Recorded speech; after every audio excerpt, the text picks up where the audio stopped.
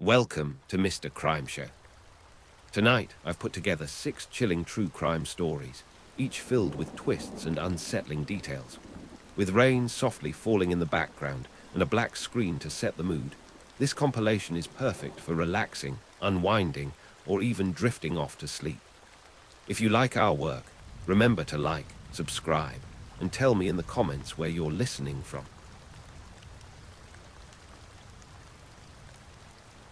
The story of David Brom. The home in Cascade Township, Minnesota, was supposed to be a place of safety and love. On a quiet February morning in 1988, that peaceful facade was shattered forever. The Brom family, once seemingly ordinary, became the center of one of Minnesota's most shocking criminal cases. It was a case that would challenge legal minds, devastate a community, and leave questions that haunt us to this day. Bernard Brom was 41 years old, a hard-working father trying to provide for his family. His wife Paulette, around 40, shared that same commitment to their children. Together, they were raising their 4 kids in what appeared to be a typical American household. Their youngest, Rick, was just 11 years old, full of the energy and curiosity that comes with childhood. Diane, 13, was navigating those challenging teenage years, trying to find her place in the world. Joe, 18, was the eldest, preparing for his future beyond high school. And then there was David, 16 years old, quiet and introspective, carrying struggles that those around him didn't fully understand. Like many families, the Broms faced their share of challenges. There were tensions, arguments, and moments when the household didn't feel as harmonious as it appeared from the outside. David, in particular, seemed to carry a heavier burden than his siblings. He was a teenager grappling with emotions and pressures that felt overwhelming. Those who knew him described moments when he seemed distant, lost in thoughts that he rarely shared with others. His parents, like so many others, tried to balance discipline with understanding, not realizing how deep his internal struggles ran. The evening of February 17, 1988, began like many others in the Brom household. The family went through their usual routines, but there was an undercurrent of tension that would prove to be the breaking point. David and his father Bernard had gotten into an argument around 11:30 that night. It wasn't unusual for fathers and teenage sons to clash, but this disagreement felt different.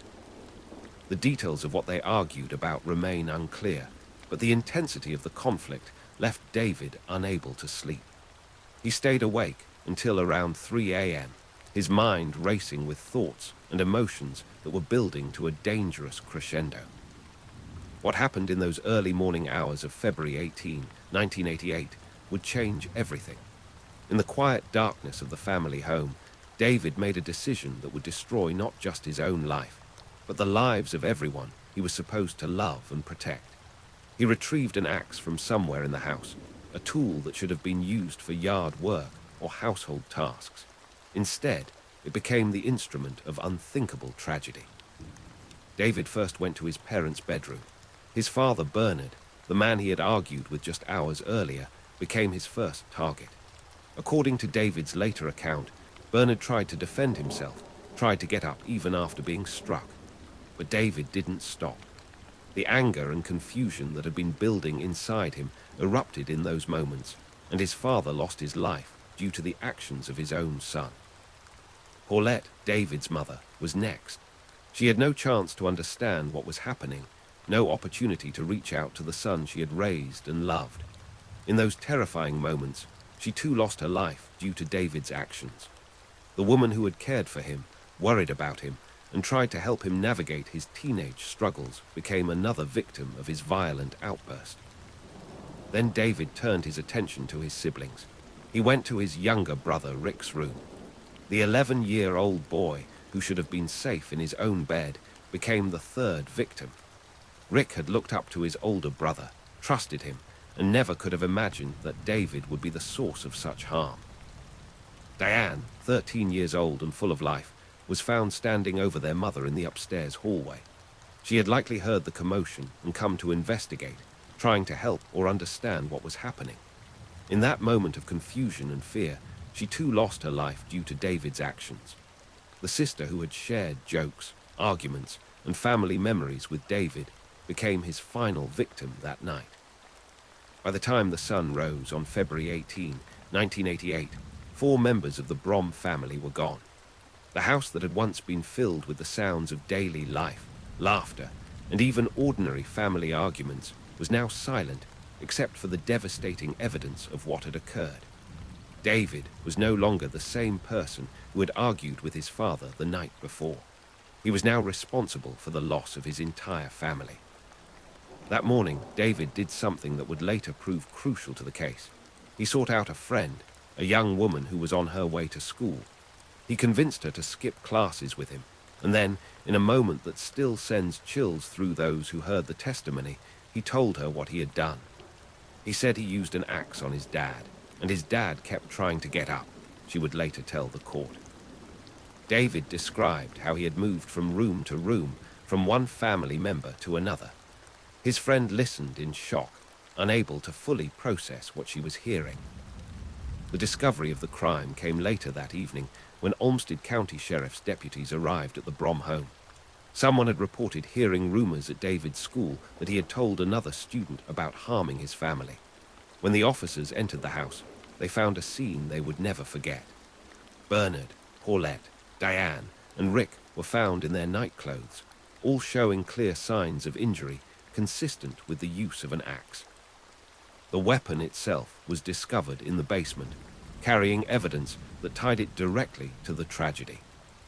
Initially, investigators worried that David might have been another victim, perhaps abducted by whoever had committed these acts.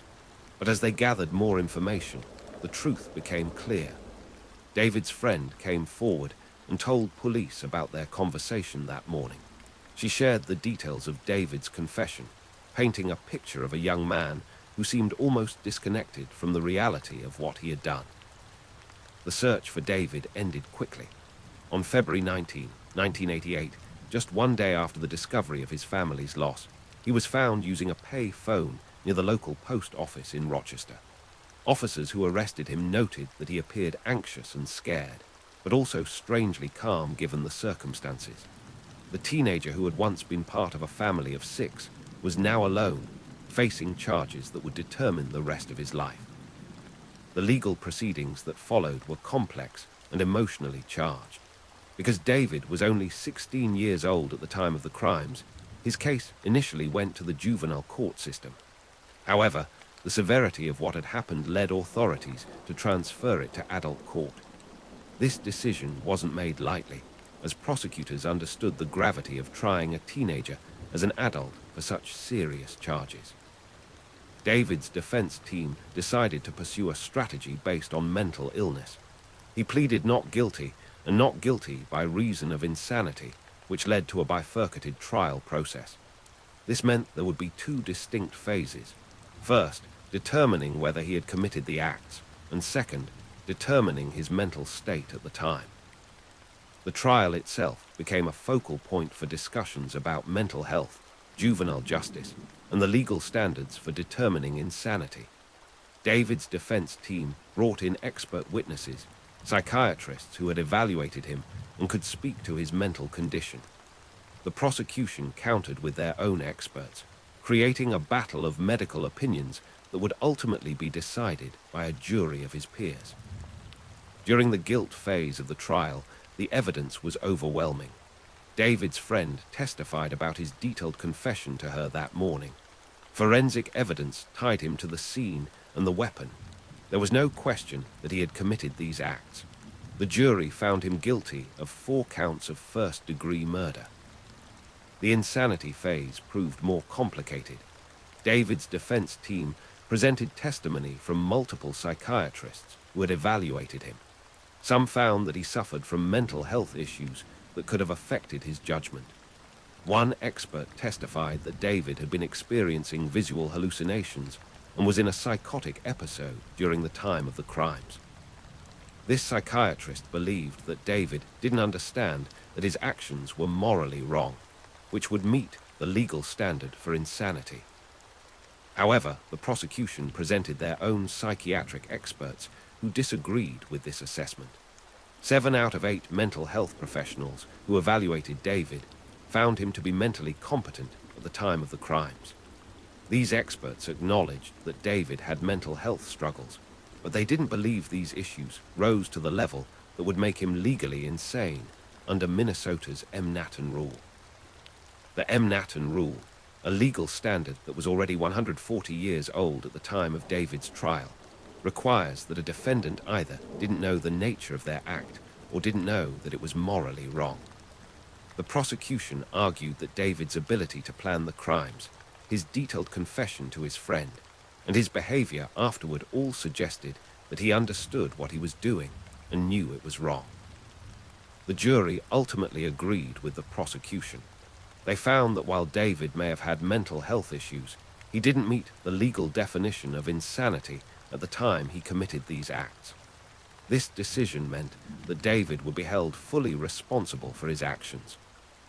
The sentencing phase brought its own challenges. Judge Amos faced the difficult task of determining an appropriate punishment for someone who was still a teenager when he committed these crimes.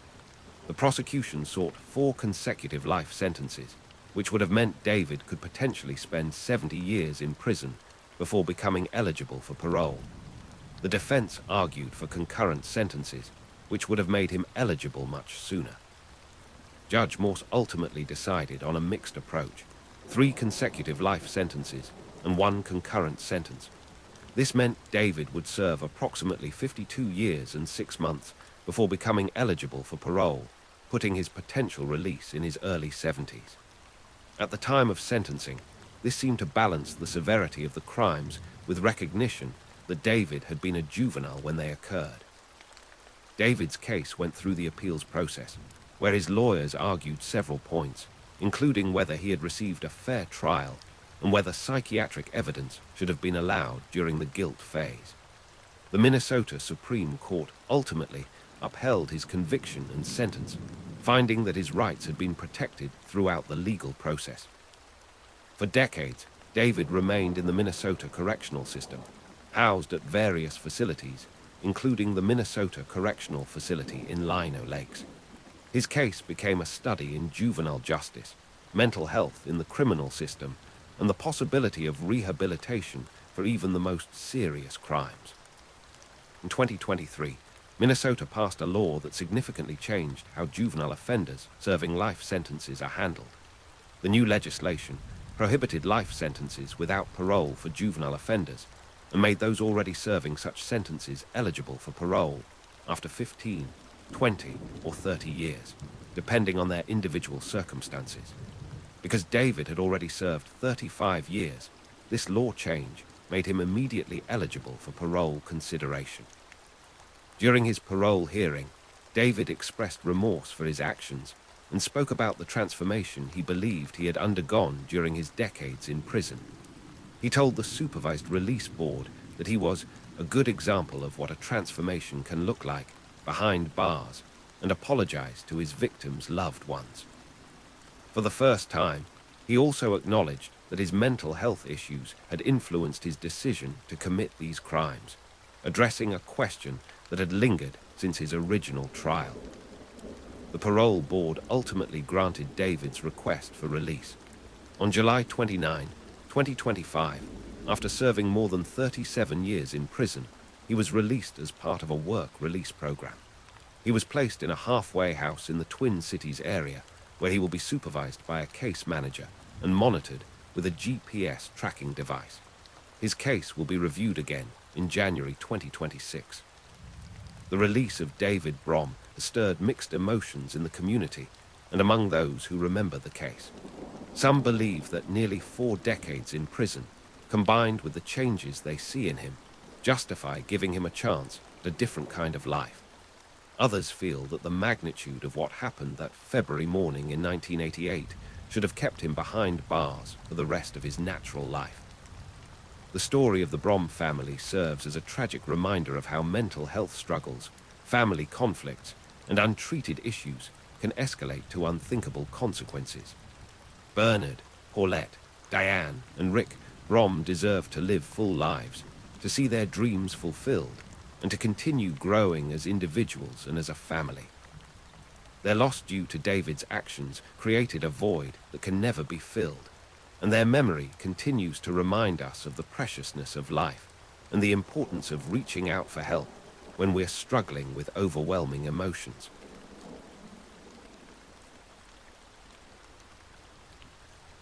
The story of Cara Robinson. It was a warm June afternoon in West Columbia, South Carolina, when 15-year-old Cara Robinson stepped outside to water the plants and bushes in her friend's front yard. The year was 2002, and Cara was just an ordinary teenager doing a simple favor for her friend while she was away. The sun was shining, and everything felt peaceful and normal. This quiet moment on June 24th would become the day that changed everything, not just for Cara, but for the families of 3 young girls who had lost their lives years earlier due to the actions of a dangerous predator. Cara came from a loving family who had always taught her to be aware of her surroundings and to trust her instincts. She was bright, observant, and had been raised to help others whenever she could. That afternoon, as she tended to the flowers, she had no way of knowing that someone had been watching her, someone who had already harmed other young girls and was planning to do the same to her. A green Pontiac Trans AM suddenly pulled into the driveway, and out stepped a man in his late 30s. He was wearing jeans, a buttoned-down shirt, and a baseball cap, and he appeared friendly and approachable. He walked toward Cara with what looked like magazines or pamphlets in his hands, offering them with a casual smile. "Are your parents home?" he asked pleasantly.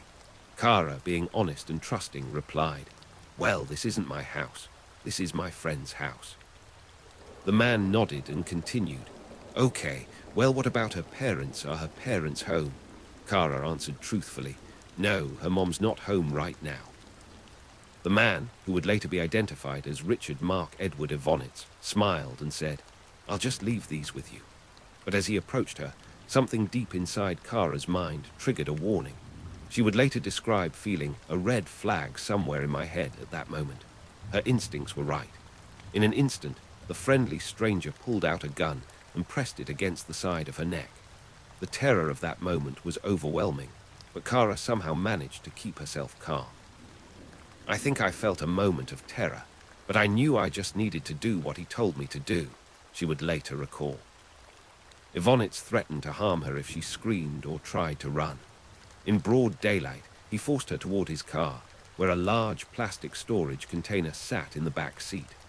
The container was the kind used for storing clothes or seasonal items, but now it would become a prison. He ordered her to step inside, and Cara, realizing her life depended on compliance, did as she was told. "I needed him to believe that I wasn't going to try anything, so I just went along with him," she later explained. Even in those terrifying first moments, Cara's survival instincts kicked in with remarkable clarity. As Evonitz drove away from the house, she began counting every turn he made, hoping she might later find her way back home. She noticed he was listening to a classic rock radio station and smoking Marlboro red cigarettes. She even managed to memorize the serial number printed on the inside of the plastic container where she was forced to kneel. My survival mechanism said, "All right, let's gather as much information as we can," she would later reflect. Fear barely even kicked in. The human will to survive and the survival mechanism really just can't be underestimated. During the drive, Evonitz stopped to restrain her further with handcuffs and placed a gag in her mouth. But Cara's mind remained sharp and focused. She continued observing everything she could, knowing that these details might be the key to her survival. After what felt like an eternity, they arrived at his apartment complex. The man she now knew was dangerous carried the entire container, with her inside it, up the driveway and into his home. The apartment Evonitz shared with his wife, who was visiting Walt Disney World at the time, was cluttered and filled with small animals including a guinea pig and a lizard. Once inside, he removed the lid from the container, and Cara took in every detail of her surroundings. "I was trying to read his mail. I was looking at the magnets on his refrigerator," she remembered. "I knew who his doctor was. I knew who his dentist was." Her ability to remain observant and gather information, even while under extreme duress, would prove crucial. For 18 long hours, Kara was held captive in that apartment. Evonitz subjected her to intimidation and control, tying her to his bed and keeping her restrained in ways no child should ever experience. But throughout the ordeal, she continued to employ psychological tactics that may have saved her life. When he offered her food, she politely declined, but asked if there was anything she could do for him. She even ended up sweeping his kitchen floor, a gesture that helped keep him calm and made him view her as less of a threat. Sheriff Leon Lott of Richland County would later praise Kara's remarkable composure during those frightening hours. She was just putting him at ease and making him feel comfortable, gaining his trust. And that's what police negotiators do, he explained. She controlled her emotions to the point where she was able to develop a plan. Even as she endured unimaginable fear, Kara was thinking strategically about how to survive. Evonitz made her watch the evening news to see if there was any coverage of her disappearance. The sight of her own story on television was surreal and frightening, but it also gave her hope that people were looking for her. He then restrained her to what she would later describe as a homemade wooden apparatus, continuing his pattern of control. But as the hours passed, exhaustion finally overcame her captor. In the early morning hours, while Evonitz slept, Kara heard the sound she had been waiting for, his steady snoring. This was her moment. With incredible determination and flexibility, she managed to free one hand from the handcuffs using her teeth and unclipped a leather leg restraint that had been secured at the foot of the bed. Every movement had to be silent and careful. Her heart was pounding, but she forced herself to move slowly and deliberately. Kara tiptoed across the apartment floor, every step feeling like it might wake her captor. She reached the front door and discovered it was secured with 2 deadbolt locks. Her hands trembling, she carefully turned each lock, the clicking sound seeming impossibly loud in the quiet apartment. Finally, the door opened, and she stepped outside into the cool morning air. Freedom was just steps away, but she wasn't safe yet. She ran toward the parking lot of the apartment complex, her heart racing as she looked for help. In the distance, she spotted a car with 2 men inside. Approaching them with desperation in her voice, she pleaded, "Please, I need you to take me to the police station." The men, seeing a teenager with handcuffs still dangling from one wrist, immediately understood the seriousness of the situation. They drove her straight to the Richland County Sheriff's Department. At the police station, Kara faced an unexpected challenge. The deputy who first interviewed her seemed skeptical of her story. The deputy that was there, I felt he did not believe anything I was saying, she would later recall with frustration. I still have handcuffs on one of my wrists, she continued. It was pretty infuriating. Here I am. I've actually done what I've set out to do. I escaped. And now I'm in an area that should be a safe zone. And now I'm being treated like I'm lying about this. Despite the initial disbelief, other officers soon realized the gravity of the situation. They asked Kara if she could lead them back to the apartment where she had been held. Thanks to her incredible memory and attention to detail during those terrifying hours, she was able to guide them directly to Evonitz's building. With the help of the apartment maintenance worker, they located the exact unit where she had been imprisoned. When authorities entered the apartment, they discovered that Evonitz had fled, but what they found inside would shock even experienced investigators. Hidden in a locked footlocker were newspaper clippings about the unsolved cases of 3 young girls who had lost their lives years earlier. 16-year-old Sophia Silva and sisters Kristen Lisk, 15, and Catherine Lisk, 12. All 3 girls had disappeared from Spotsylvania County, Virginia, more than 5 years before Kara's abduction. The evidence was overwhelming. Police found fibers from the same type of furry handcuffs that had been used on Kara also present in the Virginia cases. Kristen Lisk's handprint was discovered inside Evonitz's car trunk. The apartment also contained hundreds of disturbing images and materials that painted a picture of a predator who had been active for years. Sheriff Lott would later explain, "At that point, bells really went off in our heads that we just didn't have a kidnapping of Kara Robinson. This was something else. This was actually a serial offender." The investigation revealed the dark history of Richard Evonitz. a man whose childhood had been marked by severe dysfunction and violence. Born on July 29, 1963, in Columbia, South Carolina, he was the eldest of 3 children in a family torn apart by alcoholism and abuse. His parents had separated multiple times before finally divorcing in 1985. His father was described as an alcoholic who frequently belittled his family, calling them morons and peons. The mistreatment had escalated to extreme levels. His father had drowned Richard's dog in front of him and had even attempted to drown 6-year-old Richard himself. After graduating from high school in 1980, Evonitz had briefly worked as a manager at a Jiffy Lube before joining the United States Navy, where he served as a sonar technician for 8 years and received a Good Conduct Medal. Following his military service, he worked for companies that sold compressors and grinding equipment. Financial troubles had plagued him in recent years. He filed for bankruptcy in 1997 and lost his house to foreclosure in 1999. At the time of Kara's abduction, he was working at an air compressor company and living in South Carolina with his second wife. His criminal history stretched back years before he encountered Kara. In 1987, he had been arrested in Jacksonville, Florida, for exposing himself to a 15-year-old girl named Kelly Ballard while she walked with her young sister. When confronted by police, he admitted to having a problem exposing himself to girls. He was also suspected of other crimes in Virginia during the 1990s. The most devastating revelations came as investigators pieced together his connection to the 3 young victims from Virginia. On September 9, 1996, 16-year-old Sophia Silva had been abducted from her home in Spotsylvania County while doing homework on her front steps. Her remains were discovered a month later in Birchwood Creek, wrapped in a white cover. 8 months later, on May 1, 1997, sisters Kristen and Catherine Lisk had been taken from their front lawn after getting off their school buses. Their father had returned from work to find only Kristen's book bag discarded in the yard. After being subjected to severe harm, the sisters' lives were ended, and their remains were later discovered in the South Anna River. As police worked to track down Evonitz, he was already fleeing south toward Florida.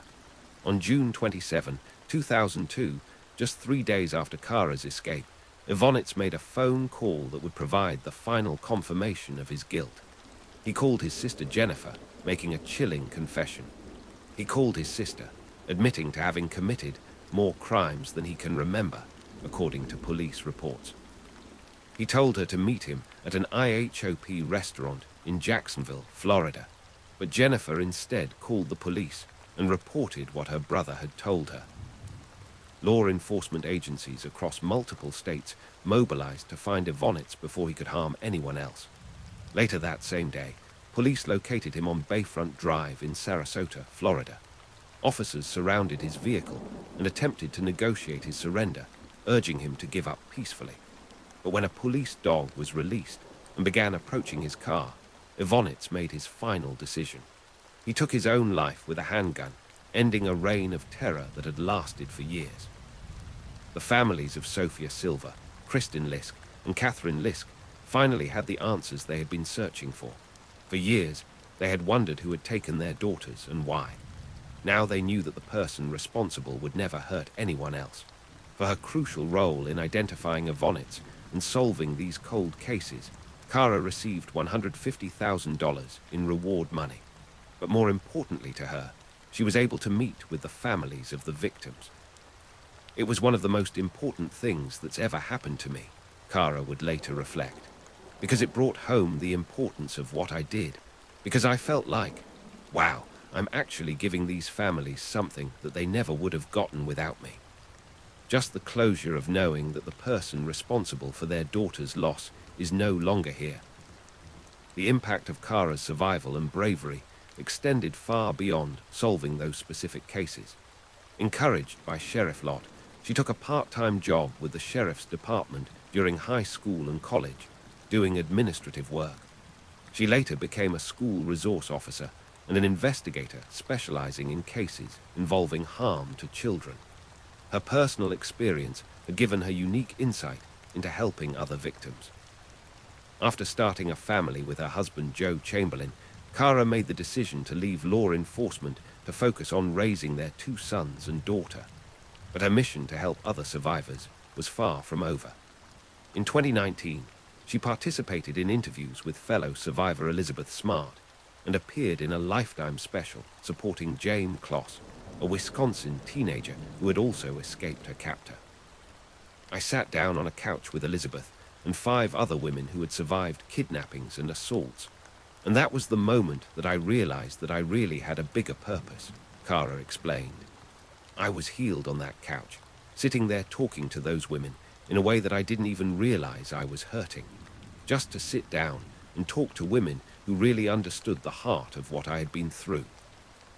Now 35 years old, Cara has dedicated her life to helping other survivors find their voice and reclaim their power. She has created a website where she shares her story and provides resources for healing. Through social media platforms like TikTok and Instagram, she offers advice on recovery, supporting victims, and embracing what she calls a survivor mentality. She has also worked with Elizabeth Smart on documentaries and is in the process of writing a book about her experience. Cara's story became the subject of a Lifetime television movie in 2023 called The Girl Who Escaped, the Cara Robinson story, with Elizabeth Smart serving as executive producer. The film brought her story to an even wider audience, continuing her mission to help others understand that survival is possible even in the darkest circumstances. Perhaps most importantly, Cara continues to advocate for better treatment of victims in media and law enforcement. She is working with consultants to establish standards for how victim stories are told and represented, believing that there should be someone protecting victims during interviews and media appearances, similar to how intimacy coordinators protect actors during difficult scenes. Cara also holds onto the belief that Evonitz may have been responsible for more crimes than the ones that have been solved. It is my gut belief that he was responsible for more than the 3 cases we know about, she has stated, and she hopes one day to investigate other possible connections. The story of Cara Robinson stands as a testament to the power of human resilience, quick thinking, and the will to survive. Her ability to remain calm under the most terrifying circumstances, to gather crucial information that would later help solve multiple cases, and to turn her trauma into a mission of helping others, makes her one of the most remarkable survivors in modern criminal history. Through her courage, not only did she save her own life, but she also brought justice for Sophia Silva, Kristin Lisk, and Catherine Lisk, ensuring that their families finally had the answers they deserved. Our hearts go out to Cara Robinson Chamberlain for the unimaginable trauma she endured, and to the families of Sophia Silva, Kristin Lisk, and Catherine Lisk, whose daughters' lives were tragically cut short. May their memories continue to inspire efforts to protect other young people and support survivors everywhere.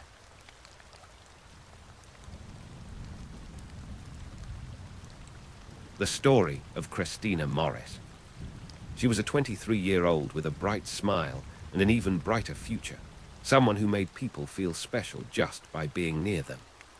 Christina Morris loved giraffes because they stood tall, and she loved the color purple because it reminded her of her vibrant personality. After graduating from the University of Texas at Dallas with a marketing degree in 2013, she was working for an online dating firm while developing her own startup clothing line for skateboarders on the side. Christina was the kind of person who filled every room with energy, preferring bustling gatherings to quiet solitude, and her hugs were legendary among friends for being impossibly tight and lasting just a little longer than expected. Born to parents Mark and Anna Morris of Allen, Texas, and Johnny Hare of Tyler, Christina grew up in a loving, blended family. Her parents had separated when she was young, but both remained deeply involved in her life, providing her with the strong family bonds she treasured. Her sister Sarah Estes and brother Jacob Morris were constants in her life, along with her beloved Beagle Madden. Christina had graduated from Allen High School in 2009, where she crossed paths with many classmates who would remain part of her extended social circle for years to come. Her stepmother Anna Morris and mother Johnny McElroy both played significant roles in raising her, creating a supportive network that would later become crucial during the darkest chapter of their lives. On August 30, 2014, Christina decided to spend the evening with friends at the shops at Legacy in Plano, Texas. It was supposed to be a casual night out, the kind she enjoyed regularly with her close-knit group. The shopping complex was familiar territory, a place where young people often gathered to socialize and unwind. As the evening progressed, Christina found herself among friends and acquaintances, including someone from her high school days named Enrique Arocci. He was 26 years old and had known Christina since their time at Allen High School, though they weren't particularly close friends. The night seemed ordinary enough, filled with conversation and laughter among the group. As the evening wound down, Christina prepared to head to her car in the parking garage. She had parked in the structure connected to the shops at Legacy, a multi-level facility that served the busy shopping center. What happened next would be captured on surveillance cameras, creating the last confirmed sighting of Christina. The security footage showed her walking through the parking garage alongside Arocci, who had offered to escort her to her vehicle. The video became a crucial piece of evidence, showing the two of them moving together through the structure. At approximately 3:55 a.m., the surveillance cameras recorded them entering the garage area where Christina had parked her car. But Christina never made it home that night. When she failed to return, her family immediately knew something was terribly wrong. Christina was responsible and always kept in touch with her loved ones. Her mother, Johnny McElroy, who was living in Tulsa at the time, received the devastating news that her daughter was missing. The family contacted law enforcement immediately, and a massive search effort began. Anna Morris, Christina's stepmother, was equally distraught, as was her father, Mark. The close-knit family rallied together, desperate for answers and determined to find Christina. Law enforcement quickly focused their attention on Arocci, who was the last person seen with Christina. When investigators interviewed him, his story began to change multiple times, raising immediate red flags. Initially, he claimed that he had walked Christina to her car and then left her there, but the details of his account kept shifting. He told investigators different versions of when and how they had parted ways, and his explanations became increasingly inconsistent. Police noted that his behavior and responses during questioning were evasive and suspicious, particularly given that he was supposedly just helping an old classmate get safely to her vehicle. The investigation intensified when forensic experts made a troubling discovery in Arocci's vehicle. DNA evidence belonging to Christina was found in the trunk of his Chevrolet Camaro. This directly contradicted Arocci's claims that he had simply escorted her to her car and left. The presence of Christina's DNA in such a specific location strongly indicated something serious had occurred. Additionally, cell phone records showed unusual patterns in Arocci's movements that night, with his device pinging towers in areas that didn't align with his stated activities. The combination of inconsistent statements, DNA evidence, and cell phone data painted a concerning picture of what had actually happened to Christina. As months passed without finding Christina, the investigation continued to build a case against Arocci. The family refused to give up hope, organizing search parties and maintaining a constant presence in the media. Johnny McElroy made the difficult decision to leave her life in Tulsa and move to Texas full-time to search for her daughter. She said she felt helpless and lost, but couldn't imagine being anywhere else while Christina was still missing. The family formed Team Christina, a group of dedicated volunteers who distributed flyers, organized searches, and kept the case in the public eye. They even held protests outside Arocci's parents' home and at the jail during visiting hours, determined to maintain pressure on him to reveal the truth. Anna Morris and Johnny McElroy both played crucial roles in keeping Christina's story alive.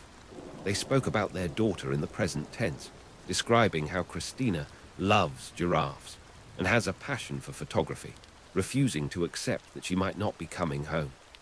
Anna Morris would tearfully tell reporters about Christina's dreams and aspirations, while McElroy channeled her grief into relentless advocacy for her daughter.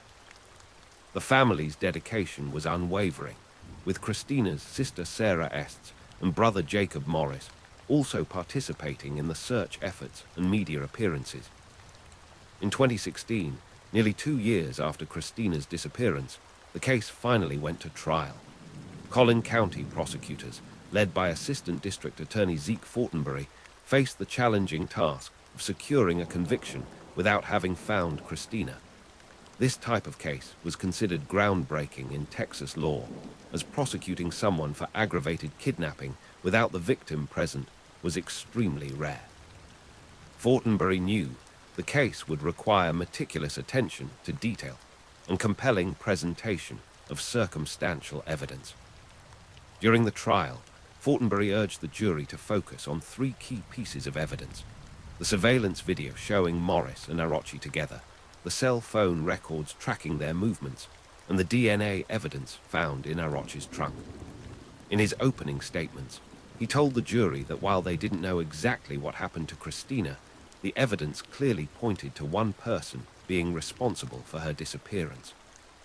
The prosecution methodically presented their case, showing how each piece of evidence connected to form a clear picture of Arochi's involvement. Surveillance footage played a central role in the prosecution's argument. Jurors watched the grainy but telling video that showed Christina and Arochi walking together through the parking garage. Fortenberry explained to the jury that this footage represented the last time Christina was seen, and that Arochi's subsequent lies about their interaction proved his guilt. The video evidence was particularly powerful because it was objective and couldn't be disputed or explained away by Arochi's changing stories. Cell phone records provided another crucial element of the prosecution's case. Expert witnesses testified about how Arochi's phone had pinged various cell towers throughout the night and early morning hours, creating a digital trail of his movements. These records showed that Arochi had traveled to areas that he had never mentioned to investigators, suggesting he was attempting to conceal his activities. The timing and locations of these cell phone pings created a timeline that contradicted everything Arochi had told police about his whereabouts after leaving Christina. The DNA evidence proved to be the most significant aspect of the prosecution's case. Forensic experts testified that Christina's DNA had been definitively identified in the trunk of Arochi's Camaro.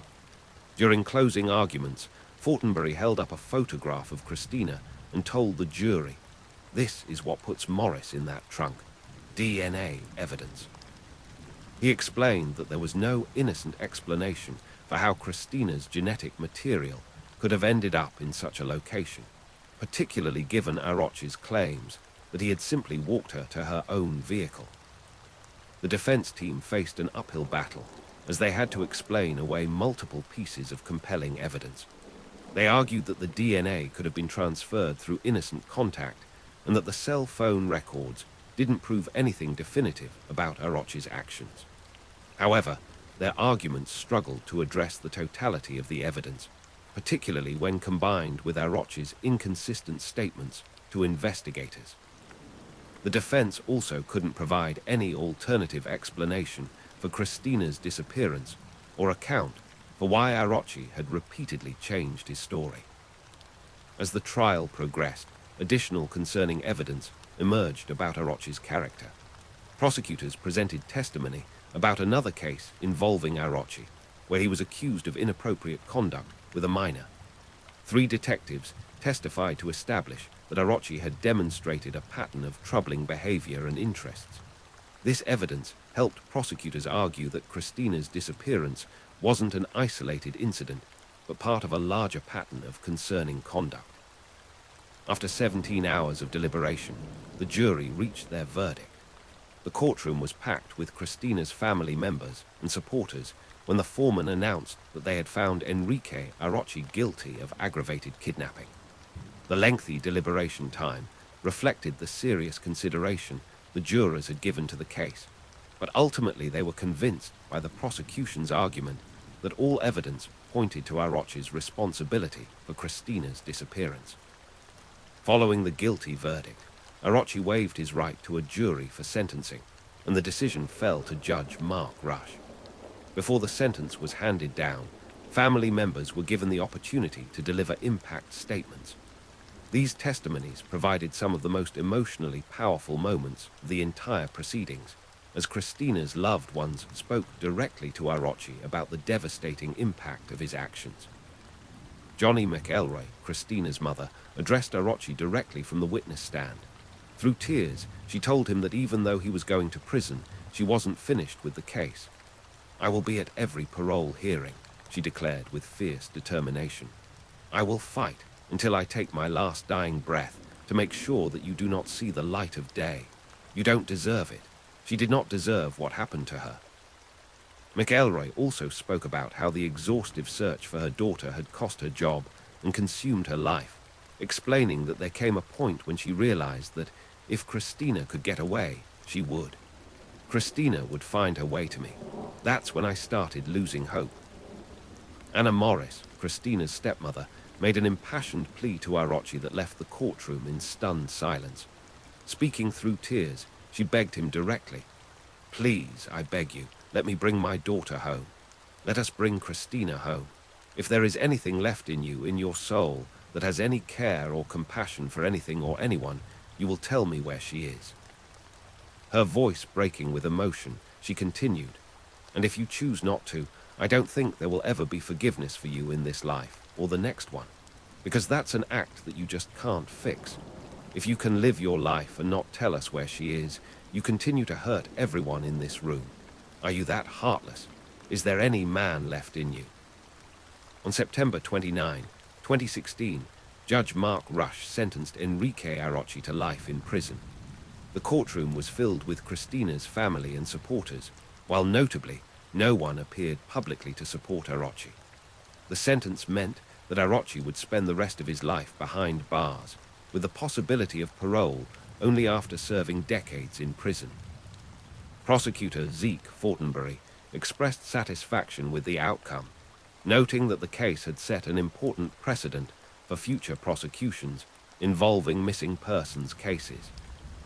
The Christina Morris case became groundbreaking in Texas legal history as one of the first successful prosecutions for aggravated kidnapping without having recovered the victim. Legal experts noted that the case paved the way for similar prosecutions in other missing persons cases, including the successful conviction in the Tiffany Johnson case several years later. Fortenberry later reflected that the Morris case demonstrated that with strong circumstantial evidence and a defendant who lies to cover up their actions, justice could still prevail even under the most challenging circumstances. Despite Arrochi's conviction and life sentence, the family's search for Christina continued. Her loved ones never stopped hoping that they would eventually be able to bring her home and say goodbye properly. They maintained the memorial efforts and continued to advocate for other missing persons cases, turning their grief into a force for helping other families in similar situations. On March 7, 2018, more than 3.5 years after Christina's disappearance, the news that the family had both longed for and dreaded finally came. Remains found in a wooded area in Anna, Texas, were identified by the medical examiner as those of Christina Morris. Johnny McElroy spoke publicly from the Plano Police Department, calling it the worst day of our lives, while also expressing some measure of relief that they could finally begin to heal.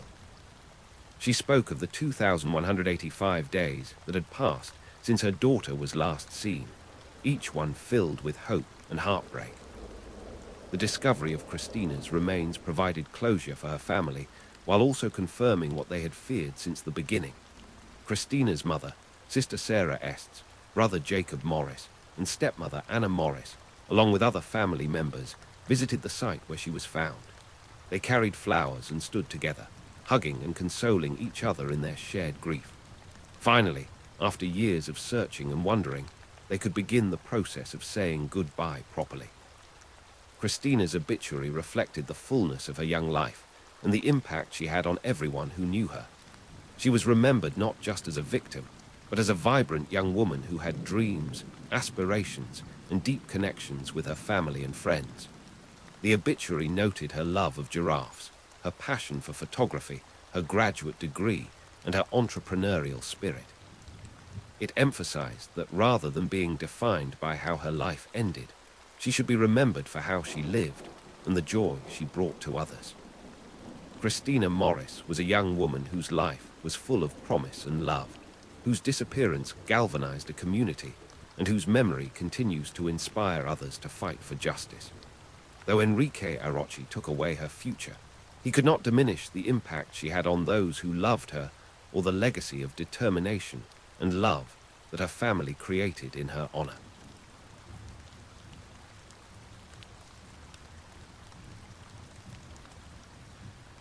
The story of Abby Hernandez.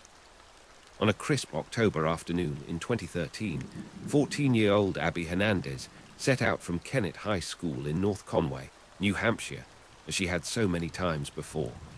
Friends and teachers remembered her as bright and reliable, a quiet but friendly presence in the corridors.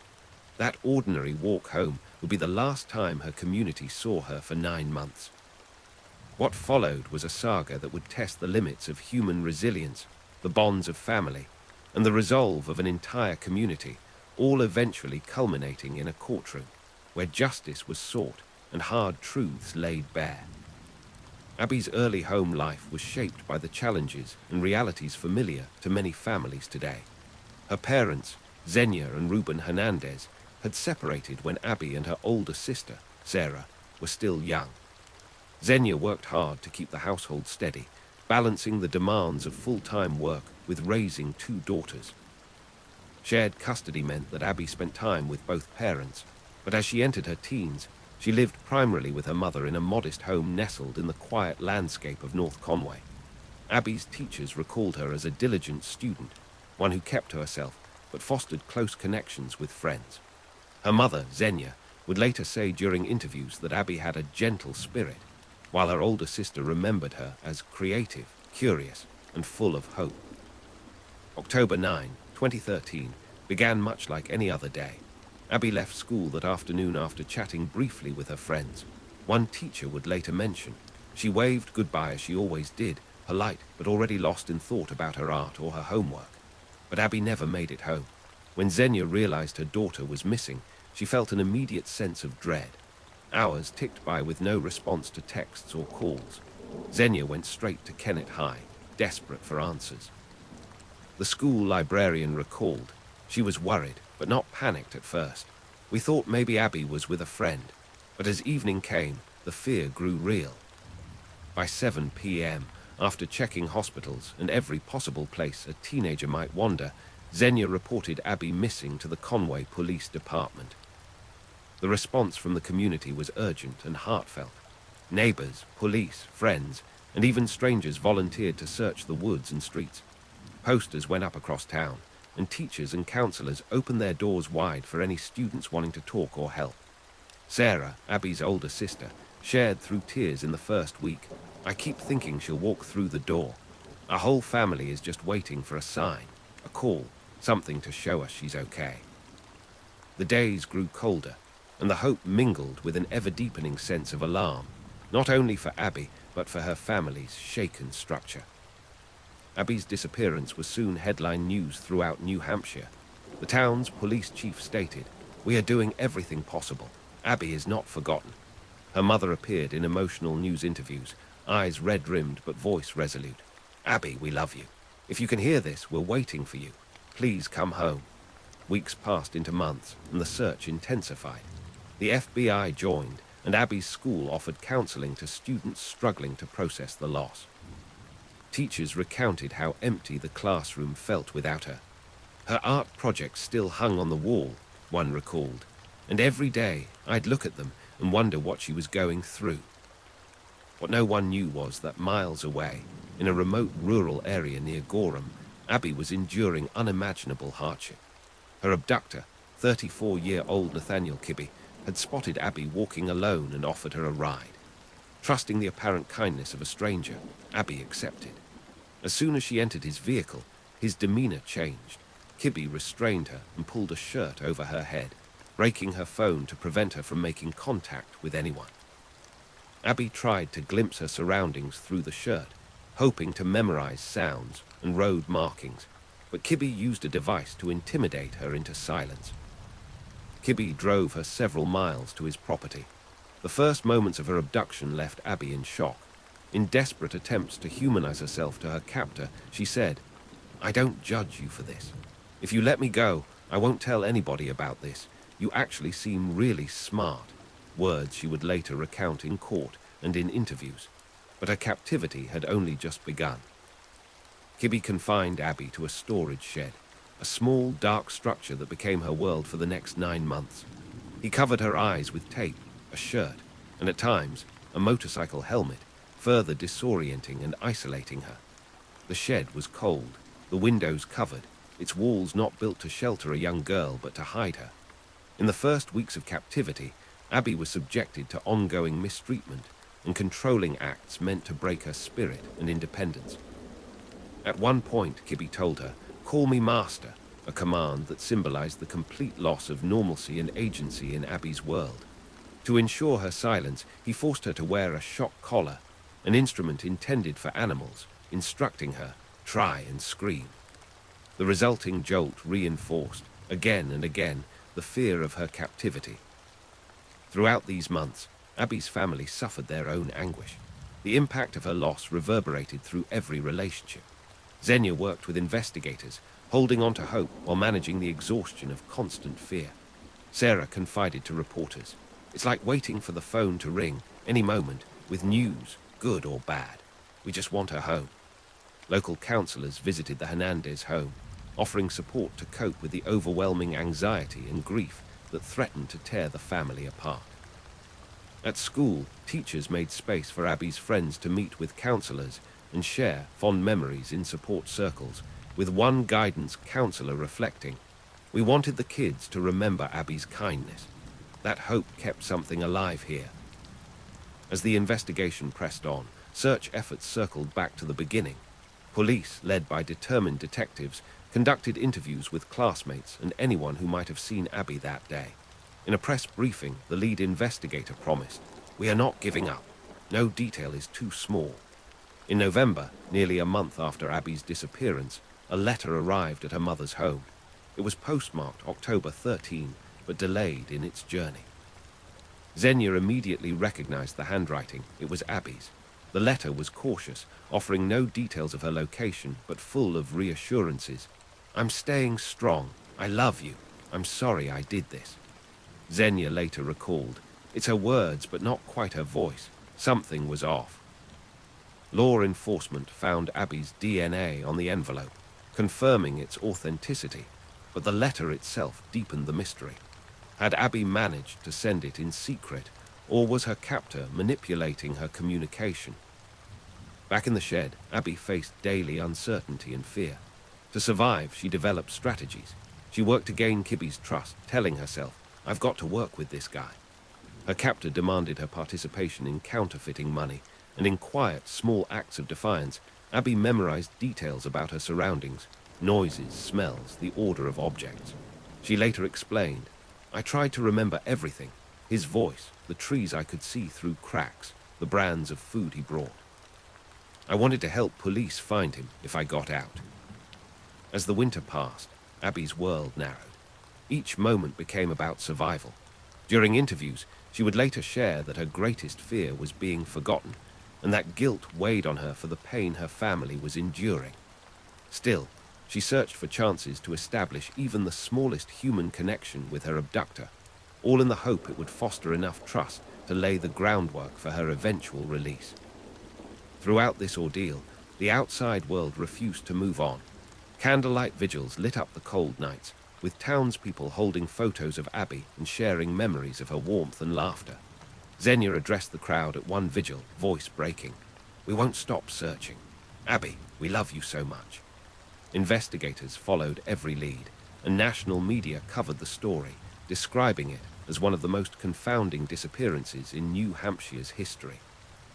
The strength and courage of Abby's family inspired volunteers across the region. In the early summer of 2014, Nathaniel Kibbe's paranoia grew. He was being investigated for an unrelated counterfeiting operation. Sensing that the net was closing, he became more agitated.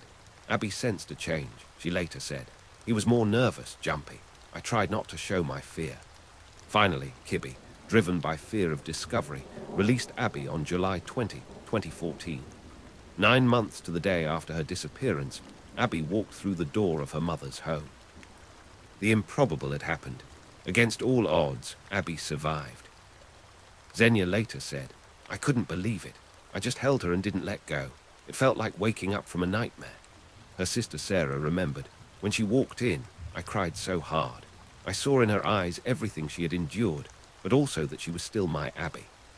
Authorities were brought in immediately, and Abby was taken to the hospital for a thorough medical evaluation and to ensure her psychological well-being. One of her nurses would later tell the press, "She was so strong, so polite, even after everything." Police interviewed Abby gently, protecting her from reliving trauma but learning enough to act swiftly. Within 8 days, Nathaniel Kibbe was arrested at his home. The criminal case against Kibbe quickly took form. Prosecutors charged him with over 180 counts, including kidnapping, repeated acts of serious harm, and witness tampering. As the trial approached, Abby spoke with prosecutors and victim advocates, determined to see justice served while minimizing the agony of public testimony. Assistant Attorney General Jane Young described Abby as remarkably brave and focused on safety. In the spring of 2016, Kibbe appeared before the Belknap County Superior Court to enter his plea. Prosecutors laid out the evidence meticulously: Abby's testimony, physical evidence from the shed, the DNA on the letter, and supporting testimony from investigators and forensic experts. Several law enforcement officials testified to the scale of the search and the detail with which evidence was collected and compared. A forensics expert described finding DNA from both Abby and Kibbe on articles recovered from the shed. A digital forensics technician recounted, "We were able to confirm movements and transactions that specifically placed Kibbe at sites connected to the abduction." Facing an overwhelming case, and to spare Abby further pain, Kibbe agreed to plead guilty to 7 felony counts, including kidnapping and repeated acts of serious harm. In this plea deal, some of the original 180 charges were set aside, as the court prioritized Abby's healing over reliving details in open court.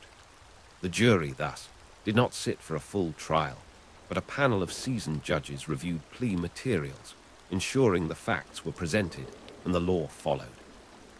During the sentencing hearing in May 2016, the atmosphere in court was heavy, yet dignified, as Abby took the stand to deliver her victim impact statement. She spoke directly to Kibbe, voice unwavering, but charged with emotion. "Sometimes I don't feel like I am completely free. There are certain aspects of my freedom I can never get back. But in the same aspect, I want you to know that I appreciate my freedom because of you. I never look at sunshine in the same way, and I never look at fresh air in the same way." The courtroom sat in silence, jurors, attorneys, and family members visibly moved by her quiet strength. Her mother, Xenia, described at sentencing how the ordeal had changed Abby, but also how the community's compassion and her daughter's courage had kept their family afloat. Friends and counselors spoke on Abby's behalf, each expressing sorrow that no child should ever face such an ordeal. Teachers submitted written statements describing the enduring impact on their classrooms, noting that Abby's resilience had inspired the entire school. The defense, seeking to explain Kibbe's actions, offered testimony about his isolated background and inability to form healthy relationships. An expert witness for the defense described Kibbe's challenging upbringing and struggles with mental health, but the court remained resolute in its focus on Abby's right to safety and healing. Kibbe, facing his victims and their supporters, declined to make any formal statement on his own behalf. The judge addressed the court with measured gravity. "This case is not just about what was lost, but also about the tremendous courage shown by Abby Hernandez. The harm inflicted will never fully be undone, but justice requires we take every measure to ensure it is never repeated. Kibbe was sentenced to serve 45 to 90 years in prison, with his incarceration to be carried out outside of New Hampshire to minimize any potential impact on the community or the Hernandez family. The prosecution, the defense, and the judge all referenced Abby's grace and the remarkable unity of the Hernandez family throughout every phase of the proceedings. Following the sentencing, community members and those closest to Abby gathered privately. Counselors emphasized the importance of ongoing healing and support, reminding students and adults alike that recovery from such an ordeal was a long path. Teacher Mrs. Bannister was overheard telling a friend, "We teach reading and math, but this year we learned about strength from Abby." Abby herself has since spoken carefully to the public, balancing honesty about her experience with a fierce commitment to a future where such harm is never repeated. In one of her interviews, she said, "If my telling the truth helps just one family or keeps one child safe, I have done something worth living for." Her family remains deeply supportive, cherishing her return and facing each new day with patience and faith. The ordeal of Abby Hernandez serves as a solemn reminder of the deep wounds such events inflict, rippling from the heart of a family outward to an entire community.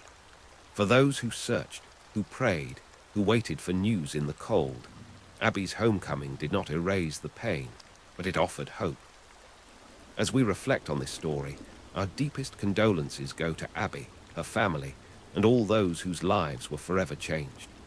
May her resilience remain an enduring symbol of courage, and may her future be brightened by the compassion and love she so deeply deserves.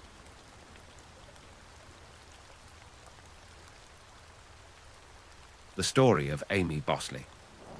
Amy Bosley was born Amy Pape in 1967, raised in the small working-class town of Alexandria, Kentucky. She was the only child of a modest family who dreamed of something bigger than her humble beginnings. As a 17-year-old waitress at a local diner, she met Robert "Bob" Bosley, a 23-year-old entrepreneur who had started his own chimney-sweeping business straight out of his teens. Bob was ambitious and driven, working 12 to 14-hour days to build his empire. He had a charm that drew people to him, and Amy knew immediately that he was her ticket to the life she'd always wanted. After 4 years of dating, Amy and Bob married in 1990. That same year, Amy became the bookkeeper and office manager for Bob's rapidly expanding business. While Bob preferred to be out on the roofs with his crew, cleaning chimneys and ensuring jobs were done right, Amy handled all the paperwork and finances from behind the scenes. The business thrived under their partnership, growing from a simple chimney sweeping operation into a $1 million roofing empire. By the mid-1990s, they owned more than 20 rental properties, sports cars, an airplane, and a 50-foot motor yacht on Lake Cumberland. In 1996, Amy gave birth to their daughter Morgan, followed by their son Trevor in 1999. To the outside world, the Bosleys appeared to have it all. They were active volunteers in their community, generous with their wealth, and seemed like the perfect American success story. Amy was known as a caring, devoted mother who focused entirely on her children. She was attractive, kind, and funny, described by neighbors as the archetypal American dream wife. But beneath the surface, cracks were beginning to show in the Bosley marriage. After 10 years together, their relationship changed dramatically. While Amy wanted to spend weekends focused on their children and family life, Bob continued his bachelor lifestyle, disappearing to Lake Cumberland for days at a time.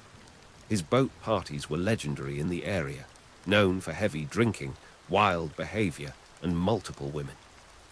Prosecutor Jack Porter later described the scene, saying there was a lot of skinny dipping and things of that nature, both men and women. Police discovered compromising photographs of Bob with other women during their investigation, confirming at least one extramarital affair. Bob's sister Debbie Webb would later recall a chilling conversation she'd had with Amy years earlier. "She told me if Bobby ever left her that she would harm him in his sleep," Debbie testified. At the time, she didn't take the comments seriously, but it would linger in the back of her mind. The marriage had become unconventional by most standards, with rumors circulating about an open arrangement, though both maintained their public facade of success and happiness. By 2005, Amy had been managing the company's finances for 15 years, with complete control over all financial records and business communications. Bob trusted her implicitly with the bookkeeping, preferring to focus on the hands-on aspects of the business. Amy had all company mail held at a post office box that only she could access, kept financial records away from Bob, and even had all calls to his cell phone forwarded directly to her. This level of control would prove to be crucial to her deception. What Bob didn't know was that Amy had been systematically embezzling from their business for years. She had taken approximately $1.7 million in payroll taxes that should have been paid to the IRS. The money had been used to fund their lavish lifestyle, the cars, the plane, the boat, the properties, and their plans for a castle-inspired mansion complete with stained glass windows, turrets, and gargoyles. Amy had been living a double life, presenting herself as the dutiful business partner while secretly destroying the empire they had built together. In April 2005, IRS agents visited Amy's office and subpoenaed business records. Despite multiple follow-up requests, Amy never provided the documents. On May 16, 2005, IRS agents called and demanded to speak directly with Bob. What happened next would reveal the depths of Amy's desperation.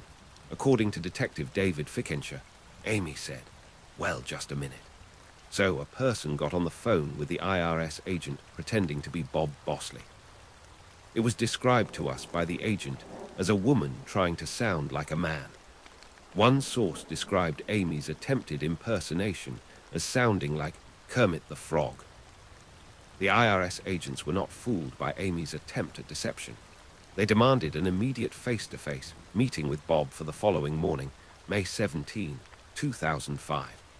Amy knew that her 15-year scheme was about to be exposed. She feared that Bob would divorce her once he discovered her betrayal, leaving her with nothing.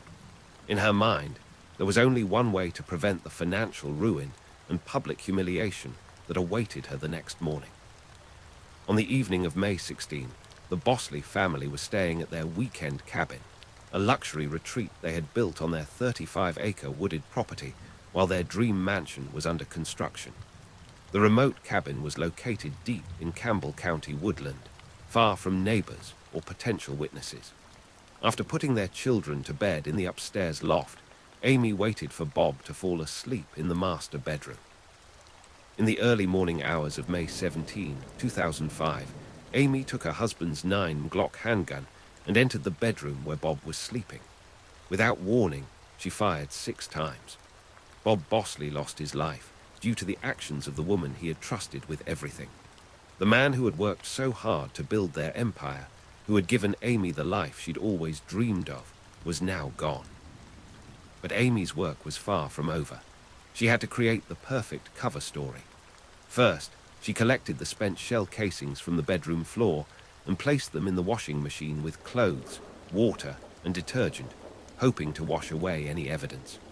She ransacked the entire cabin, pulling out drawers, scattering possessions and clothes everywhere, and dumping pills from bottles onto the floor to make it look like a burglary. She broke the glass in the back door from the inside to simulate an intruder's break-in. Finally, she tore her own clothing and caused minor scratches on herself to appear as though she had struggled with the supposed intruder. At 5:00 a.m., Amy made her first call to 911. "Someone is breaking into my house," she frantically told the dispatcher. "What can I do? Help me, help me." The call disconnected, and when Amy called back, her story had evolved. "He just left, but he shot my husband. Oh my God, he shot my husband," she screamed into the phone. When the dispatcher asked if the intruder was still in the house, Amy replied, "He just left, but he shot my husband." Police rushed to the remote cabin and found a scene of apparent violence. The back door was broken in, shattered glass covered the floor, drawers were pulled out, and possessions were scattered everywhere. In the master bedroom, they discovered Bob Bosley's remains. Amy appeared distraught and in shock, wailing and telling officers, "Oh, he was shot, he was shot." She described the intruder as a white guy in his 30s, very tall and with a pointed, very mean face. Amy's initial story was that she had awakened to find an intruder in their home. She claimed that Bob got out of bed and confronted the man, and they got into a shouting match before the intruder shot him and fled through the back door. She told police that it was so dark and he stunk, like it was a really awful smell. Amy said she saw the man heading toward the kitchen before he escaped. The couple's children, Morgan and Trevor, ages 9 and 6, were found safe in their upstairs bedroom. Police immediately launched a massive manhunt, bringing in helicopters, K9 units, and search teams to scour the heavily wooded area. 3 nearby schools were placed on lockdown as the community feared a dangerous killer was on the loose. Neighbors kept their children home from school, terrified that a violent person was still in the area. Bobby Wahoff, a neighbor, told reporters, "I can't believe what's happened. Bob was the nicest guy you could find. He would give you the shirt off his back if he had to." But as detectives examined the crime scene more carefully, something felt wrong. Detective Dave Fickenshaw later said, "Made-for-TV crime scene is the way I coined it, and it just didn't fit the crime. The destruction seemed too perfect, too staged. Pills had been dumped from bottles, money was scattered on the floor, but nothing appeared to be stolen." Most tellingly, while the police and their dogs had left footprints all over the dewy grass around the cabin, there were no footprints when they arrived, no evidence that anyone had fled from the scene. The investigation took a crucial turn when detectives found 4 shell casings in the bottom of the washing machine, mixed with clothes, water, and detergent. This discovery made no sense if an intruder had committed the crime. Why would a fleeing killer take time to collect his spent shells and wash them? The forensic evidence also contradicted Amy's story.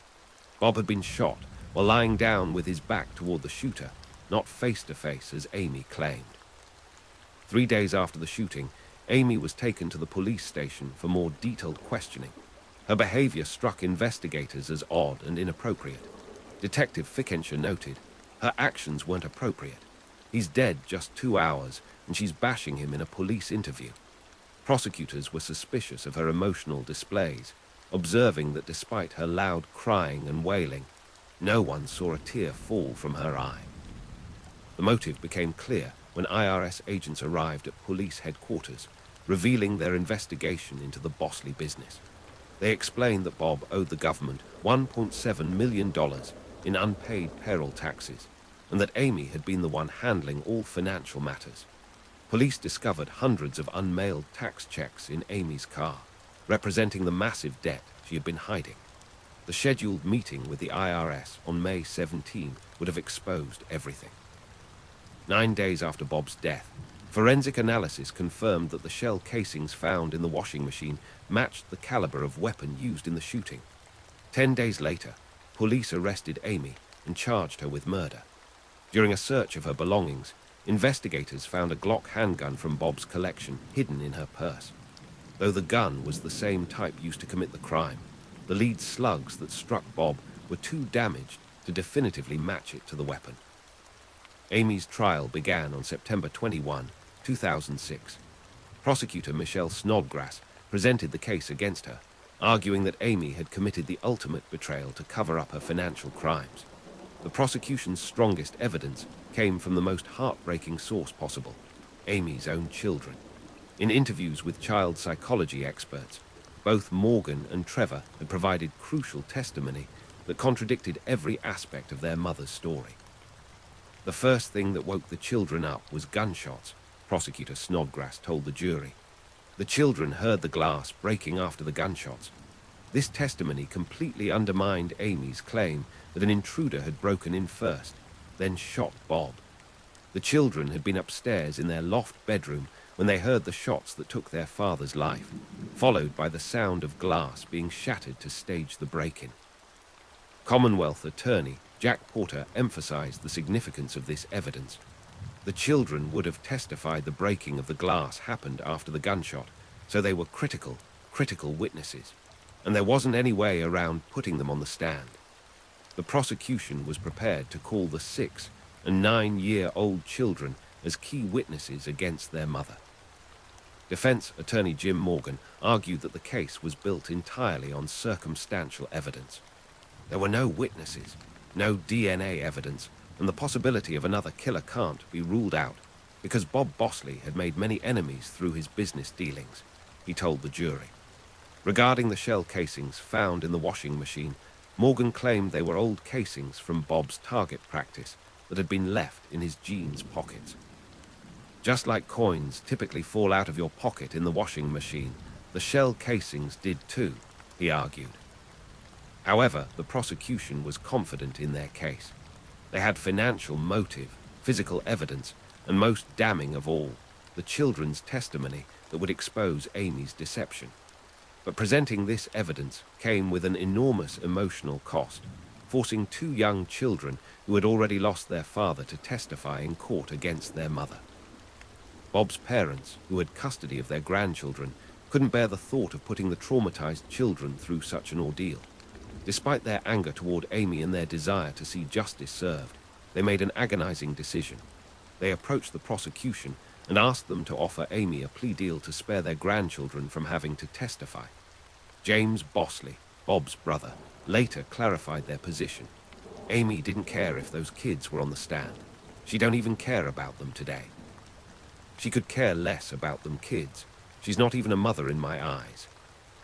On September 24, 2006, to everyone's surprise, Amy accepted the plea agreement. Standing before Judge Fred Stein, she changed her plea to guilty for murdering her husband and tampering with evidence. The deal called for a sentence of 20 years for murder and 5 years for tampering with evidence, to be served concurrently. Amy's own defense attorneys had not advised her to take the plea and did not sign off on the agreement.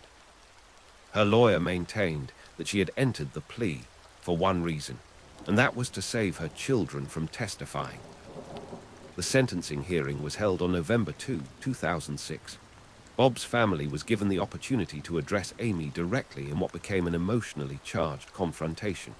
Bob's brother James looked Amy in the eye and said, "You have no respect for life. You are a liar and a fake." Bob's sister Debbie Webb wanted to know about her brother's final moments. "Did he yell out for you to stop?" "We'll never know," she said, staring directly at Amy. Bob's mother, Audrey Bosley, read a letter she had written to her son. "I didn't get to see my son. I didn't get to tell him goodbye," she said through tears. James Bosley addressed Amy with contempt and a warning. "You can walk out of jail, dig up the loot we believe you stole from my brother's business, and live the rest of your life in luxury. All we hope is that every night you see the face of my brother and the tear-stained faces of your children who have been turned into orphans and who saw horrors that will stay with them for the rest of their lives." Amy sat in the courtroom wearing a green and white jail jumpsuit, mostly looking down at the ground and wiping away tears as her former in-laws spoke. Judge Fred Stein told her that the horror she had created would end up hurting her own children the most. He sentenced her to the agreed-upon 20 years in prison. Amy Bosley became eligible for parole in 2022 and was released from prison on May 18, 2022. The case left many unanswered questions, particularly regarding the missing $1.7 million that Amy had embezzled. Prosecutor Michelle Snodgrass speculated, "I think that there's money buried, and when she makes parole, one of the first stops she makes is to go get that." The IRS continued to pursue the debt from Bob's estate even after his death. Bob's parents retained custody of Morgan and Trevor, raising their grandchildren while dealing with the aftermath of their son's tragic end. The Amy Bosley case stands as a devastating example of how greed and deception can destroy everything that matters most. A marriage that began with love and shared dreams ended in the ultimate betrayal. Two innocent children lost both parents, their father to violence and their mother to prison. A successful business built through years of hard work was destroyed by the very person entrusted to protect it. The family that remains continues to grapple with questions that may never be fully answered, while carrying the weight of a loss that should never have occurred.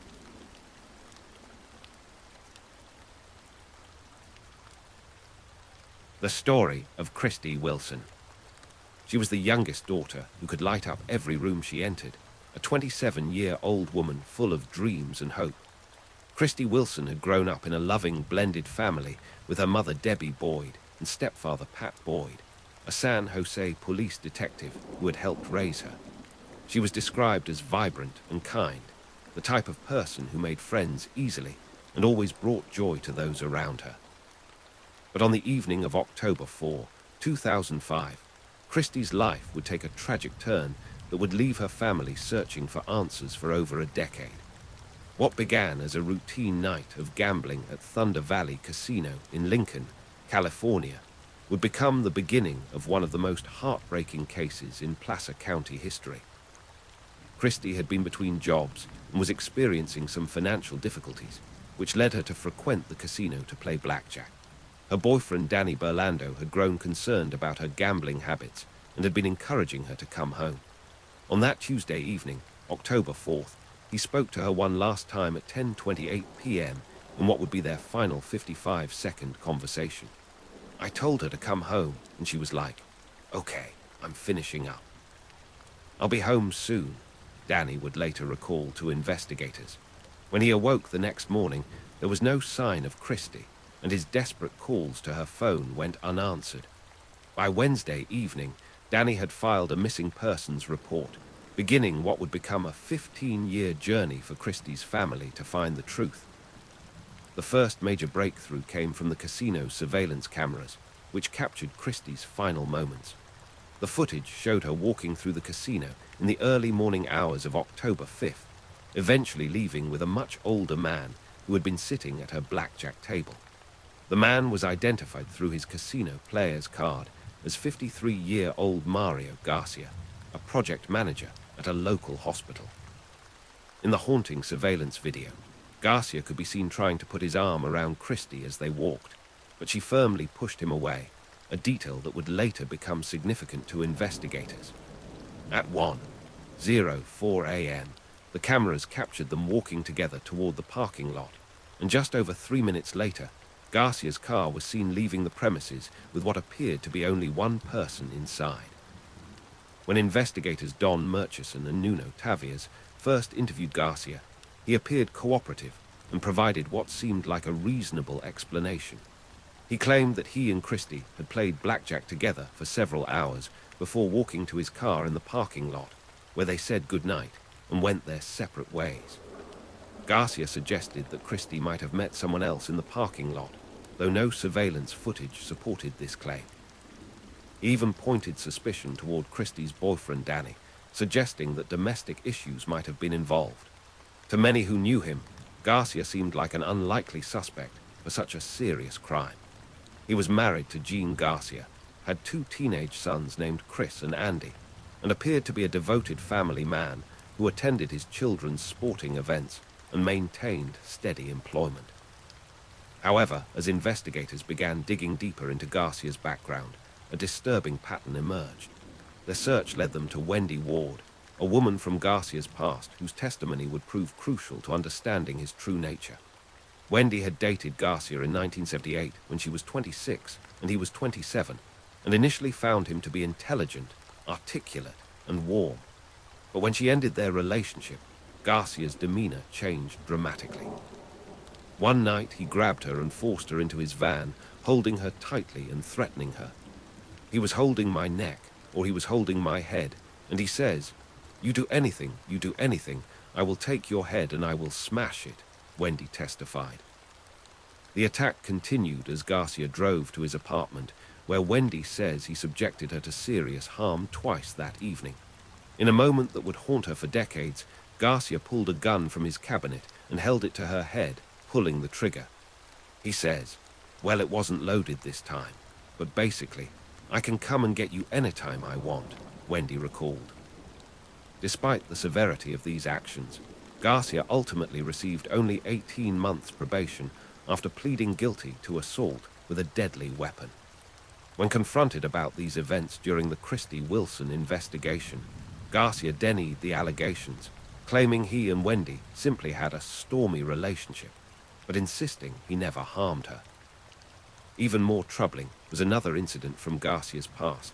involving Lynette Davis, whom he dated after Wendy Ward. On Christmas night in 1979, Garcia was in a car with Lynette and her mother when the vehicle went into water near the Oakland airport, resulting in both women losing their lives. Garcia was the sole survivor and claimed that Lynette had been driving, though investigators could never confirm who was actually behind the wheel. Retired officer John Cave, who investigated the incident, found Garcia's behavior suspicious, particularly his immediate decision to hire a criminal lawyer rather than cooperate with the investigation. The coincidence that two women Garcia had been involved with had met tragic ends was not lost on investigators working the Christy Wilson case. 4 days after Christy's disappearance, investigators visited Garcia's home in Auburn, California, to question him further and search his property and vehicle. What they discovered was deeply incriminating. Garcia had fresh scratches on his face and body that multiple co-workers remembered seeing the morning after Christy disappeared. Yet an emergency room doctor who had sat just 2 feet from Garcia at the casino that night testified that he saw no injuries on Garcia's face. Garcia claimed the scratches came from poison oak and falling from a tree, but the timing and severity of the marks suggested otherwise. More significantly, when investigators processed Garcia's car, they found strands of Christy's hair in the trunk and microscopic traces of her blood on the backseat and door. The physical evidence told a story that contradicted Garcia's claims entirely. Crime scene investigators discovered that despite Garcia's attempts to clean his vehicle with bleach, he had been unable to remove all traces of Christy's presence. The hair found in the trunk indicated she had been placed there, likely against her will, contradicting Garcia's assertion that she never entered his car. When questioned about how Christy's DNA could be the only evidence found if he had cleaned the car thoroughly, Garcia had no reasonable explanation. The prosecution would later argue that the scratches Garcia suffered were evidence of Christy's final fight, drawing on her background in kickboxing and self-defense training she had received from her stepfather Pat. The investigation also revealed Garcia's internet activity in the week following Christy's disappearance, which proved particularly damaging to his credibility. Investigators discovered that Garcia had conducted extensive online searches for information about how authorities test for substances, supporting the theory that he may have incapacitated Christy before forcing her to leave the casino with him. This evidence, combined with witness observations that Christy had seemed to push Garcia away when he tried to touch her, painted a picture of a predatory individual who had targeted a vulnerable young woman. In October 2005, 3 weeks after Christy vanished, Placer County authorities made the unprecedented decision to charge Mario Garcia with her murder despite not having found her remains. This would mark the county's first no-body prosecution, placing enormous pressure on Deputy District Attorney Garen Horst to build a compelling case based entirely on circumstantial evidence.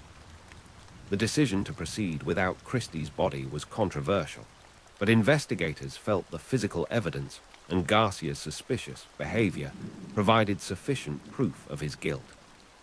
The trial began on September 25, 2006, more than a year after Christy's disappearance.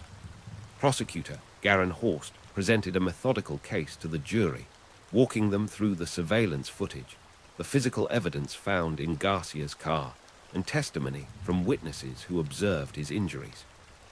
The prosecution argued that Garcia had met Christy at the blackjack table, incapacitated her through unknown means, forced her to his car, and then concealed her remains somewhere in Placer County's vast terrain.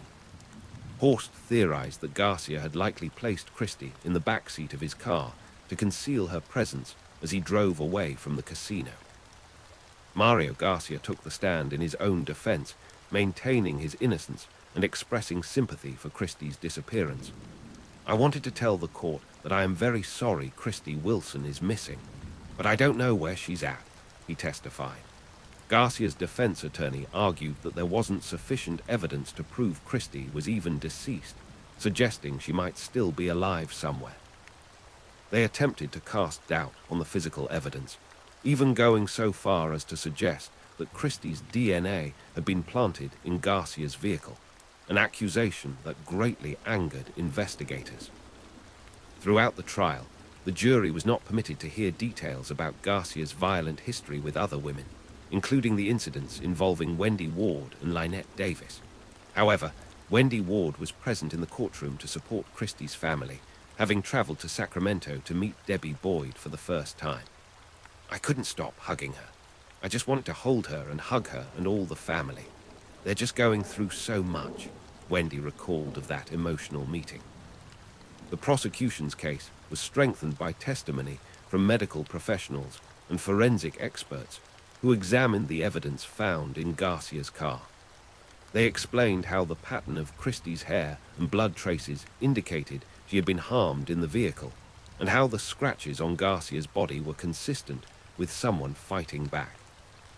Christie's stepfather, Pat, had taught her self-defense techniques, including aiming for an attacker's eyes and face if threatened, skills that appeared to have served her in her final moments. After hours of deliberation, the jury returned with their verdict in late 2006. We, the jury in the above entitled action, find the defendant Mario Flavio Garcia guilty, the foreman announced, bringing a mix of relief and continued anguish to Christie's family. Debbie Boyd's immediate reaction was captured by news cameras. Absolutely, justice has been served. It's about time. Now, if he's any kind of a man, he'll tell us where he disposed of my daughter. The conviction provided some measure of justice, but the family's suffering was far from over, as Garcia refused to reveal what he had done with Christie's remains. At Garcia's sentencing hearing in January 2007, Christie's family held on to hope that he might finally disclose the location of her body in exchange for a reduced sentence. Instead, Garcia remained defiant and unrepentant in his final statement to the court. I suppose that at this hearing I'm supposed to ask for mercy, for forgiveness, and to show remorse. However, I will not do such thing. I did not kill Christie Wilson. I am innocent, he declared. Garcia was sentenced to 59 years to life, with his punishment enhanced due to his previous assault conviction involving Wendy Ward. The harsh sentence reflected both the severity of Christie's case and Garcia's pattern of violence against women. For the next 13 years, investigators Nuno Tavares and Don Murchison continued their relentless search for Christie's remains. They combed through abandoned mines, searched sewage-filled septic tanks, and followed countless leads, but Christie remained missing. During this time, Garcia filed multiple appeals attempting to overturn his conviction, each one reopening wounds for the Boyd family and forcing them to relive their trauma. You can't move forward completely when you have all these appeals, Debbie Boyd explained. You know, it's like you move forward 5 steps and then you're back in it again.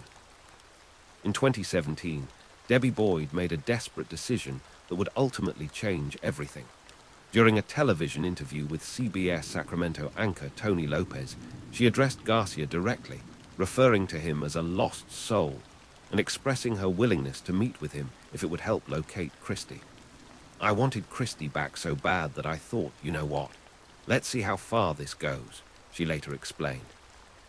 Garcia saw the interview and began writing letters to both Debbie and Placer County officials, apologizing for her suffering while still maintaining his innocence. In one message, Garcia even hinted at a possible deal, writing, "I would give anything if I could go home to die surrounded by my family." Initially, Debbie considered negotiating with Garcia, but ultimately she could not bring herself to make a deal with her daughter's killer. "I was sitting there thinking, what on earth are you doing, Debbie? Get a grip," she recalled. "This would be such a disgrace. He will not use my daughter's body as a bargaining chip." This decision proved to be crucial, as it forced investigators to redouble their efforts to find Christie through their own detective work. The breakthrough finally came when Nuno and Murch approached Garcia's family members with renewed determination. Garcia's wife Jean had divorced him after his conviction and had come to believe in his guilt. More importantly, his sons Chris and Andy were now adults willing to discuss their memories of the days immediately following Christie's disappearance.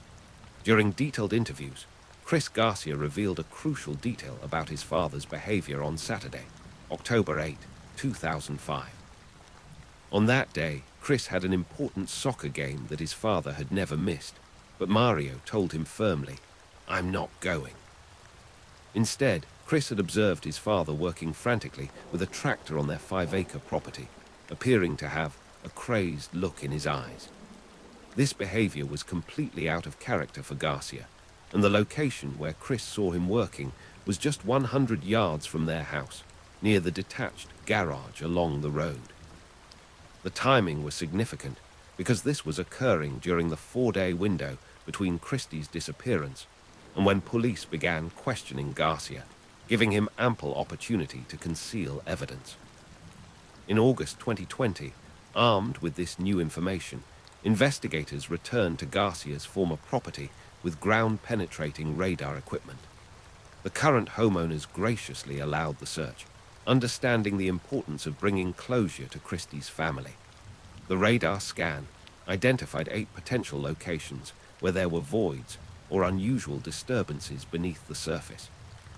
The first 2 excavation attempts yielded nothing, but the third hole, located exactly where Chris Garcia had seen his father working with the tractor, would prove to be the answer to 15 years of questions. "See a bone popping up out of the ground," Nuno Tavares later recalled of that momentous discovery. "I was a little bit short of breath, I'll tell you that. The blood was rushing, and we stopped everything. We froze everything." Forensic archaeologist Cindy Arrington was called to the scene to confirm what the investigators had found. Despite the investigators' initial disbelief, Arrington confirmed that the bone was indeed human, and subsequent excavation revealed nearly Christie's entire skeleton. Dental records would later provide definitive confirmation that the remains belonged to Christie Wilson. The discovery of Christie's remains on Garcia's former property provided the final, irrefutable proof of his guilt. Nearly 15 years after her disappearance, Christie Wilson was finally coming home to her family. Nuno and Murch flew to Arizona, where Debbie and Pat Boyd were living, to deliver the news in person.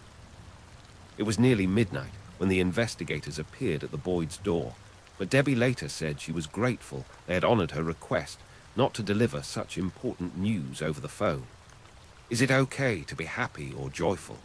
Debbie asked that night, struggling to process the complex emotions of finally learning her daughter's fate. The autopsy revealed that Christie had suffered injuries to her nose and hand, consistent with the theory that she had fought desperately against her attacker. However, the exact cause of her death could not be determined due to the condition of her remains. Investigators believe Garcia likely strangled Christie, though this could not be proven definitively. What was clear was that Christie had left her mark on her killer, with the scratches on Garcia's face and body serving as lasting evidence of her final struggle. The discovery brought a mixture of closure and renewed grief to Christie's loved ones. Her best friend, Tiffany DeVries, who had maintained Christie's memory for 15 years, said, "For me, Christie has never been completely gone. I've been carrying her spirit with me every day." Danny Burlando, Christie's boyfriend at the time of her disappearance, finally felt able to process his own trauma and grief after years of being viewed with suspicion. Wendy Ward, who had survived her own encounter with Garcia decades earlier, found validation in the discovery and continued her healing through art and advocacy. Even Garcia's own family found some measure of peace in finally knowing the truth. His ex-wife Jean and sons Chris and Andy had lived for years with the knowledge that Christie might be buried somewhere on their former property, a horrific burden that was finally lifted. As investigator Nuno Tavares noted, they didn't ask to have a dad and a husband who was a murderer, who buried his victim on their property, where they lived and played. They didn't ask for that. Mario Garcia died of pneumonia on December 24, 2020, just months after Christie's remains were discovered. He died in prison without ever admitting his guilt or showing remorse for his actions. For Debbie Boyd, Garcia's death provided tremendous peace, knowing that he could never harm another woman and that his appeals would finally end. The family had Christie's remains cremated, and on the anniversary of her disappearance in October 2020, Debbie visited the pier in Capitola that had been Christie's happy place. The Christy Wilson case stands as a testament to the power of persistent investigation and a family's unwavering love. For 15 years, Debbie Boyd never stopped fighting for her daughter, and investigators Nuno Tavares and Don Murchison never gave up their search. Their determination ensured that Christy Wilson was finally brought home and that Mario Garcia's crimes could never be forgotten or denied. In the end, Christy's story became one of justice delayed, but not denied, a reminder that even in the darkest circumstances, truth and love can ultimately prevail. The memory of Christy Wilson lives on through her family's advocacy and the lasting impact of her case on law enforcement practices. Her story has educated countless investigators about the importance of never giving up on victims and their families, no matter how much time passes. Though Christy's life was cut tragically short at just 27 years old, her legacy continues to inspire those who seek justice for victims of violence and their loved ones who refuse to let them be forgotten.